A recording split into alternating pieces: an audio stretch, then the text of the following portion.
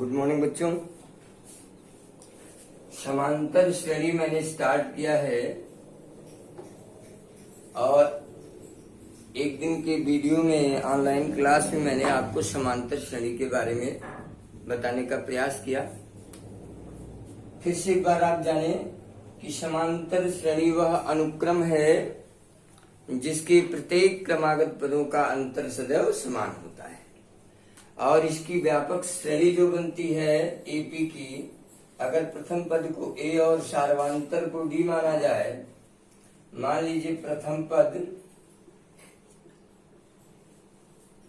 पद को ए हम मान लें और सार्वांतर को डी मान लें, तो श्रेणी क्या बनेगी? एपी बनती है A plus D, A plus 2d, A plus 3d up to dot dot dot. और इस श्रेणी का जो व्यापक पद होता है, व्यापक पद मैंने आपको एक दिन चर्चा किया था, जिसे हम tn या an कहते हैं, इसका मान होता है a plus n minus 1 into D. A plus ये कैसे आता है? इसी सीक्वेंस से एक नंबर निकाले जाते हैं। जैसे अगर मान लीजिए मैंने श्रेणी लिखा ए plus D, A plus 2d, A plus 3d। मैं फिर से एक बार रिवाइज करता हूँ। पदों की संख्या 1 है तो हम लिखते हैं पदों की संख्या माइनस दिस। ये दूसरा पद है 2 माइनस 1। ये तीसरा पद है तो 3 माइनस 1 इंटू डी। ये चौथा है तो 4 माइनस 1 इंटू डी। इसी तरह अगर एनवा हमको लिखना हो तो A plus N minus 1 into D, और इसी को व्यापक पद बोलते हैं जो यहाँ लिखा है। जहाँ ए क्या है? प्रथम पद है। एन क्या है? पदों की संख्या है। और डी क्या है बेटा? सार्वांतर है।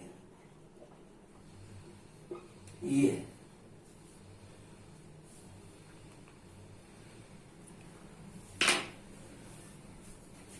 और आगे चलते हैं थोड़ा। अंत से नवा पद समांतर श्रेणी के अंत से नवा पद, अंत से नवा पद जब हम निकालेंगे L minus N minus 1 into D. अब इसकी दो स्थितियां होती हैं कि अगर प्रारंभ से समांतर धनात्मक है सार्वांतर, तो अंत से जब सीरीज को हम रिवर्स कराते हैं तो वही सार्वांतर ऋणात्मक हो जाता है। इसलिए हम अगर a प्लस डी को डी पॉजिटिव मानते हैं तो अंत से रिवर्स कराने पर, जैसे मान लीजिए हमने श्रेणी लिखा ए plus D, A plus 2d और अंतिम पद को हमने L माना, तो अब हम L को अगर पहला पद बनाएंगे तो यही श्रेणी L minus D, L minus 2d, L minus 3d and dot dot dot A बनेगा। दोनों एक ही है।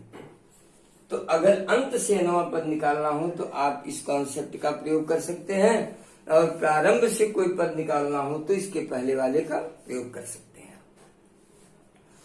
आइए अब हम आपको बताते हैं समांतर श्रेणी के n पदों का योग। समांतर श्रेणी के n पदों का योग। बच्चों मान लीजिए s बराबर a plus D, a plus 2d, a plus 3d and dot dot dot अंत में L। और इसी को अगर मैं रिवर्स करा के लिखूं तो a plus L minus D, L minus 2d, L minus 3d और ये। अब अगर हम सभी के संगत पदों को जोड़ें तो 2s, तो ये हो जाएगा a प्लस एल, ये d कैंसिल होकर फिर प्लस a प्लस एल, फिर प्लस यहाँ भी देखिए, यहाँ भी देखिए, और अंत में भी आपको a प्लस एल ही मिलेगा। और ये कुल पदों की संख्या कितनी है, n है। अतः a प्लस एल को a प्लस एल में n टाइम अगर आप ऐड करते हैं तो वैल्यू कितनी होगी, a plus n into A plus L. Therefore s equal to n/2। एक कॉन्सेप्ट मिला कि किसी समांतर श्रेणी के n पदों का योगफल SAN कह सकते हो। You can say that SAN equal to n/2 a plus n। अब चूंकि यह अंतिम पद है और पदों की संख्या n है, इसलिए l को हम a plus n-1 into D भी लिख सकते हैं व्यापक पद के रूप में। और अगर ऐसा लिखते हैं तो आपका ये सूत्र परिवर्तित हो गया। ये देखिए परिवर्तित हुआ, a प्लस a मिलकर के 2a बना, 2a plus n-1 into D, ये हो गया SAN। तो ये देखिए दोनों अपनी अपनी स्थिति के अनुसार प्रयोग में लाए जाते हैं। अगर अंतिम पद ज्ञात हो तो आप इस कॉन्सेप्ट को यूज करेंगे, और अंतिम पद ज्ञात ना हो तो आप इस कॉन्सेप्ट का यूज करेंगे। और इस तरह हम समांतर श्रेणी के n पदों का योग ज्ञात करते हैं। तो आइए थोड़ा पहली एक्सरसाइज पर अभ्यास कार्य करते हैं। पहली एक्सरसाइज पर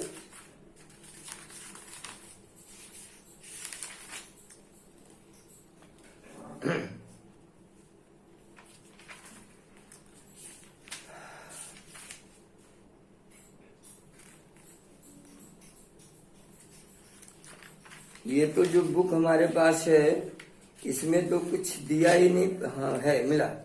चलिए 5 पॉइंट एक्सरसाइज नंबर 5.1।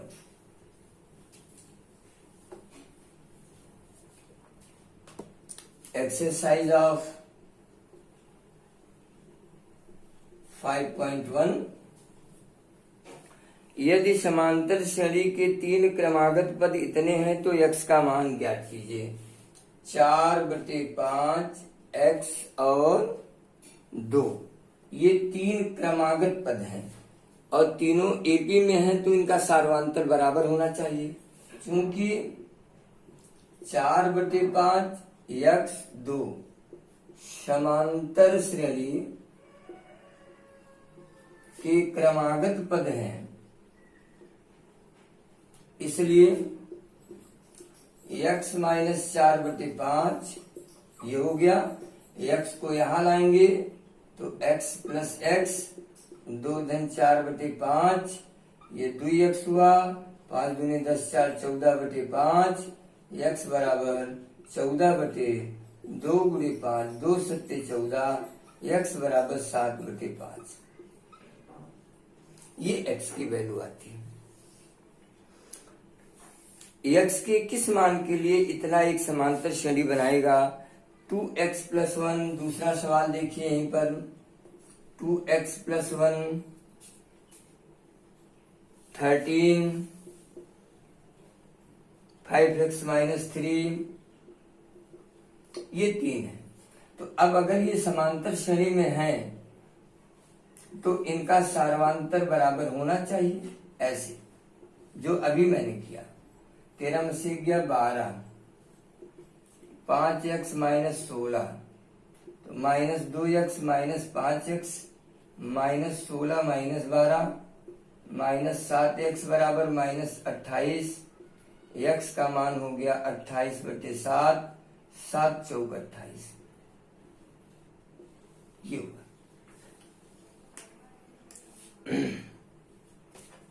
तो इस तरह बच्चों जो है आप लोग प्रश्न नंबर 1 से प्रश्न नंबर 10 तक, from question number 1 to question number 10, very short question को आज आप करने का प्रयास करें, और इसके बाद मैं आगे कंटिन्यू करूंगा।